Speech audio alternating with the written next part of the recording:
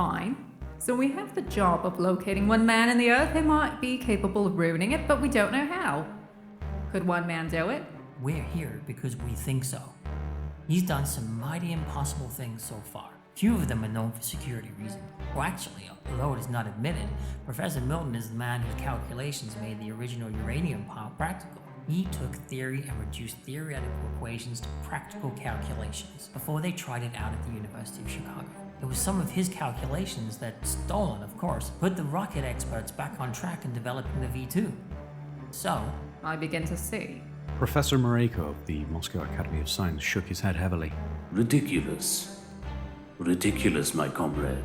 No earthquake fault lines exist there. We know that, but that is where we anticipate trouble. What manner of trouble do you not expect? I have called every seismographic station on Earth, or I should say that I'm calling every station. Professor Milton. Ah, the great Professor Milton.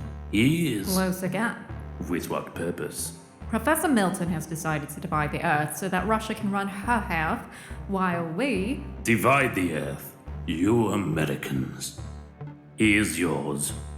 I will help, but you must stop him. Just keep an eye on the district I mentioned. According to the big globe here, that is the best place to divide the world so that each of us can have an equitable half. And the precious lot it will do us. What a completely outrageous idea. Well, I'm told he's the guy to do it. Had any other man on Earth made that statement, I would have scoffed. But Professor Milton, American, I am alarmed. The connection was broken as the Russian hung up in an excited mood. Days passed. Days in which men pored over shipping statements, pondering their relative importance and seeking some clue of strange shipments to a strange location. A huge airliner was stolen. The seismographs of the world were still, save for their usual reportings. For 3 days, all radio was killed by energetic cracklings of static which appeared to be completely non-directional in source. The Department of Terrestrial Magnetism in Washington reported shiftings of the lines of equal deviation from true north, and a change in the vertical component as well, but their measurements were insufficiently precise to pin the source of trouble down to more than several thousand square miles. 20 days after the professor had resigned from the institution, all the world's seismographs reported a serious trembler.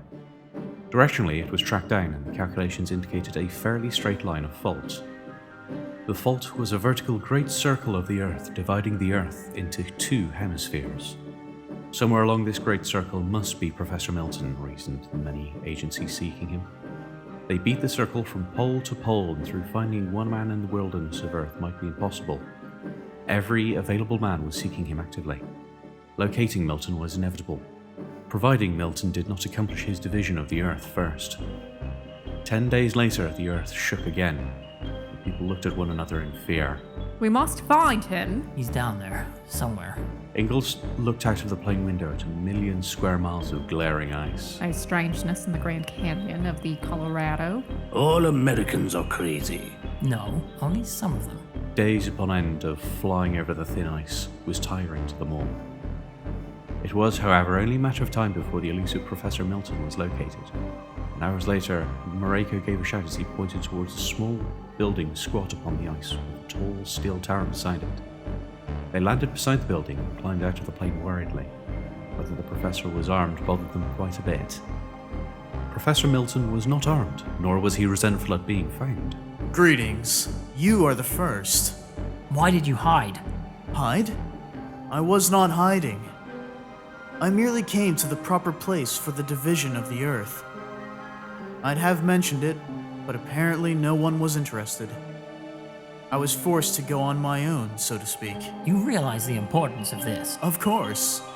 Once this division has taken place, there will be no cause for argument. Nor anybody to argue. Small matter. Russia wants... Might I speak for Russia? Ah, Mareko! So glad to see you. Of course you may speak.